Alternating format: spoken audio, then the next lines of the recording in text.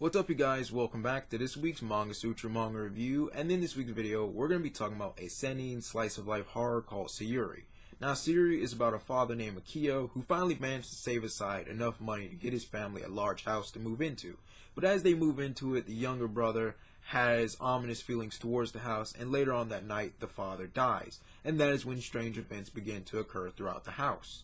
Now, Sayuri follows a very simple haunted house, paranormal activity type of horror plot going forward, in which the events spiral into a worser and worser and worser set of activities that go on throughout the manga.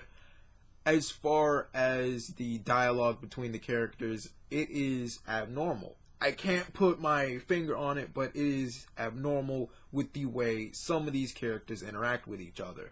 You have Akio's children disrespecting their grandparents as if they're grown-ass adults themselves. You have the older sister being disrespectful to the grandfather when he offers her his room.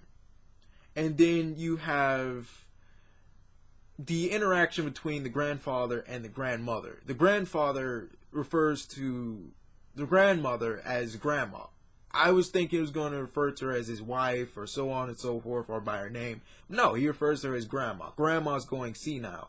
Grandma is not as young as she used to be, or so on and so forth. And at first, I was thinking it was the kid saying this, or it was Akio or his wife saying this. But when I looked at the dialogue box or like bubbles, I see it's the grandfather referring to the grandmother like that, and I found that a bit odd. Now, whether that's just a thing that goes on in usual communication in Japan, I'm willing to give that a pass. But if not, I just found that a little bit odd as far as dialogue is concerned.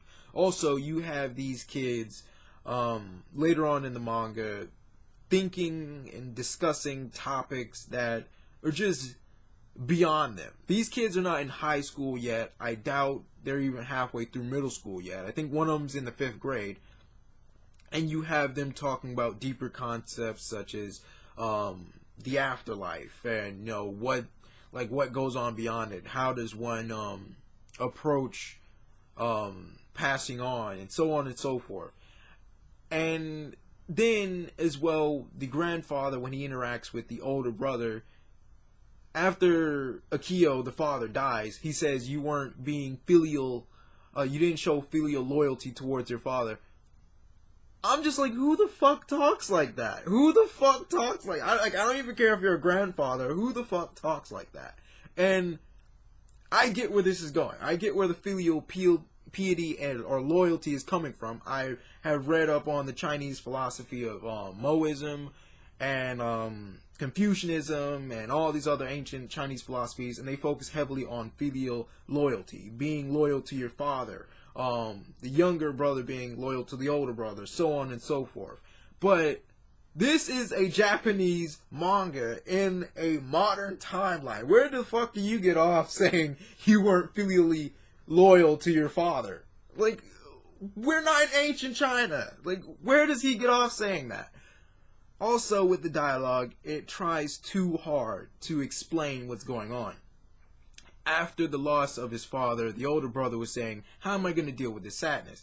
And I thought, you really didn't need to explain to me that he was feeling sad. I could see the tears on his face. I could see the frown and the frustrated expression he was making. You didn't need to tell me that.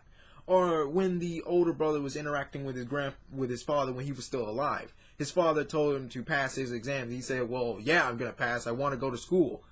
I was like, well, I think we could already put 2 and 2 together anyway if you did pass the exams in the first place. Because if you didn't want to go to school, you wouldn't have passed the exams, or you just would have just not did it all together. You didn't need to elaborate upon what was already kind of implied. And I felt like that really took me out of it. The way the kids interacted with the grandparents took me out of it. Just the way they talked in general didn't get me immersed in Sayuri. Don't get me wrong. Sayuri is a great concept. It follows a really good plot that works in a lot of movies, works in a lot of comics, a lot of manga, but it just, with the dialogue, didn't get me immersed enough in Sayuri to actually get invested in what happened. That's why when some of the spooky or creepy events happen in the manga, I didn't particularly feel too attached to it. I didn't feel like I was particularly too spooked or creeped out about it. The art style.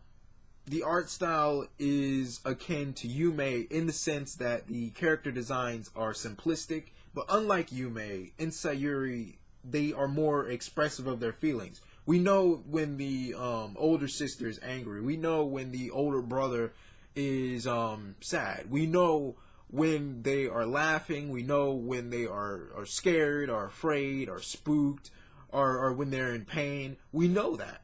Unlike Yume, where pretty much there was just a neutral expression throughout almost the whole entire manga, in Sayuri there is a broad array of emotions being expressed, but I feel like the author really took away from those moments by over elaborating or over explaining what was happening. Just let the characters' actions and their words speak for themselves, and let us as readers come to our own conclusions. We don't need you to explain it to us every single step of the way.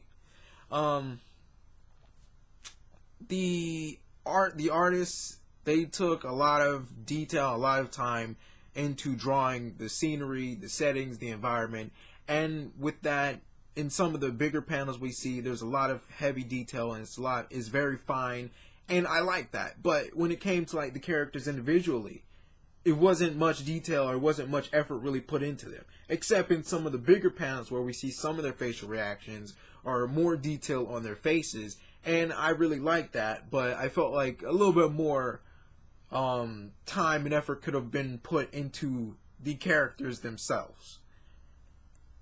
As far as other critiques, I think I've been pretty clear about it.